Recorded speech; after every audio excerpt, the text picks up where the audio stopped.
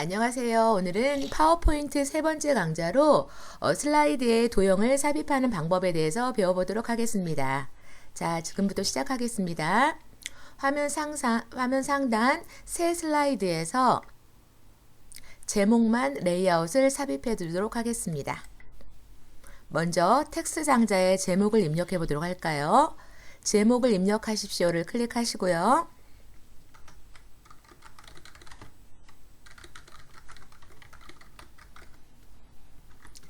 오늘 주제를 입력해 보았습니다.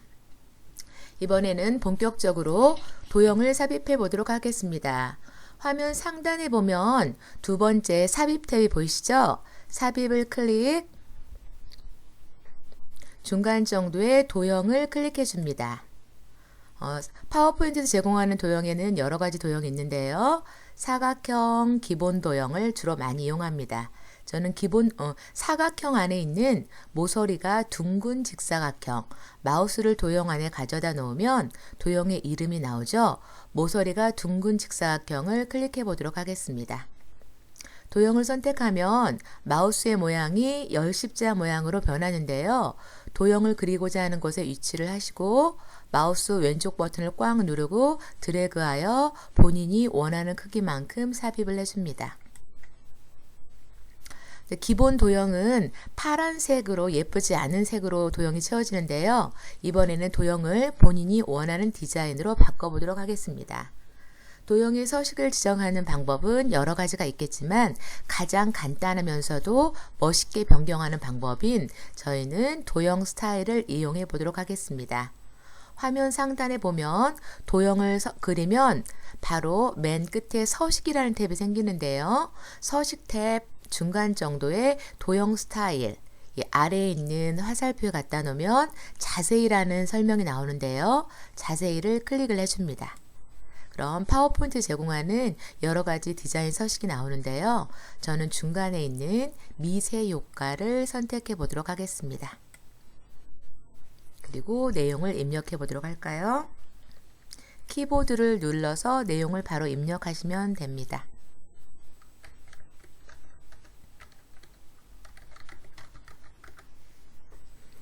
그리고 이제 본인이 입력한 글씨가 너무 작다고 생각하시면 텍스트 입력하는 방법과 마찬가지로 가에 있는 점선을 클릭하여 텍스트를 모두 선택해 주시고요. 홈 탭에 가서 글꼴은 HY 견고딕, 글씨 크기는 저는 28포인트 정도 해볼 거고요. 그리고 이 끝에 있는 빨간색 밑줄이 있는 게 글꼴색인데요. 오른쪽 단추를 눌러서 저는 글꼴색을 흰색으로 바꿔보도록 하겠습니다. 그리고 내용이 정중앙에 있는데요. 단락에서 왼쪽 맞춤을 해보도록 하겠습니다. 또는 가운데 맞춤, 오른쪽 맞춤, 본인이 원하는 정렬을 해주시면 되겠습니다. 이번에는 왼쪽에 1, 2, 3이라는 숫자를 입력하기 위해 도형을 또 하나 입력해 보도록 하겠습니다. 다시 삽입해서 도형을 클릭하시고요. 이번에는 저는 원형을 선택을 해 보도록 하겠습니다. 마우스로 드래그 하셔서 원형을 그려주시고요. 이번에도 아까와 같은 방법으로 디자인을 적용을 해 보도록 하겠습니다. 도형 스타일 자세히를 누르고요. 같은 노란색 계통인데 디자인 조금 더 강한 저는 강한 효과 스타일을 선택해 보도록 하겠습니다. 키보드로 이를 입력을 해 보겠습니다. 글씨가 너무 작죠? 항상 글꼴과 글씨 크기는 맨 처음에 있는 홈 탭에서 지정해 주시면 되겠습니다.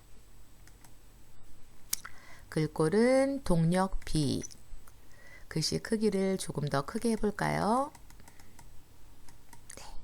이 정도로 해보겠습니다.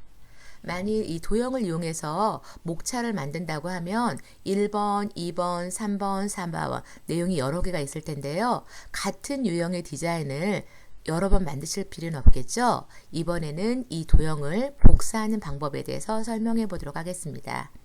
복사하고자 하는 도형의 주위를 마우스로 크게 드래그를 해줍니다.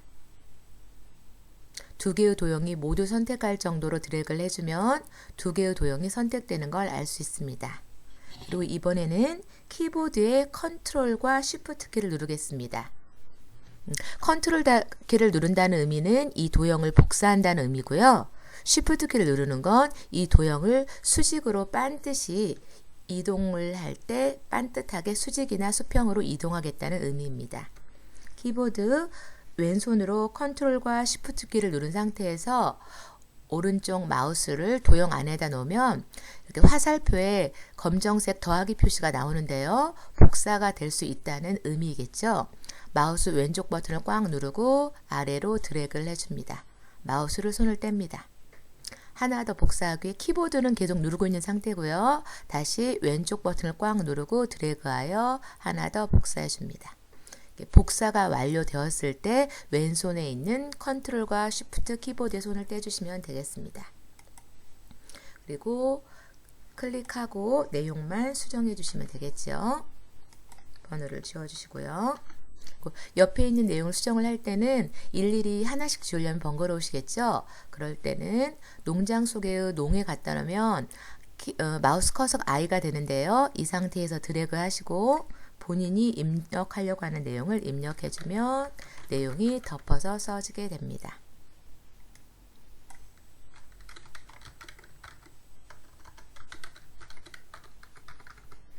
어때요? 그렇게 어렵지 않죠?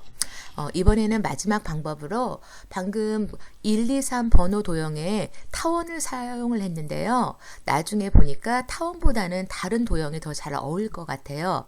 이럴 경우는 이 도형을 지우지 않고 간단하게 다른 도형으로 변경하는 방법이 있습니다.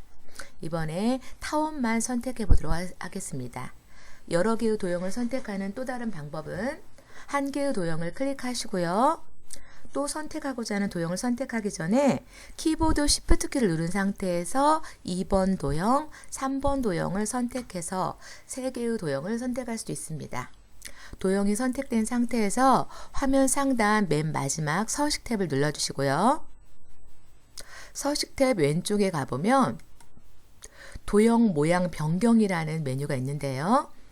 눌러주시고 도형 모양 변경에서 변경하고자 하는 도형을 골라주면 되겠습니다. 저는 정오각형으로 변형해 보도록 하겠습니다.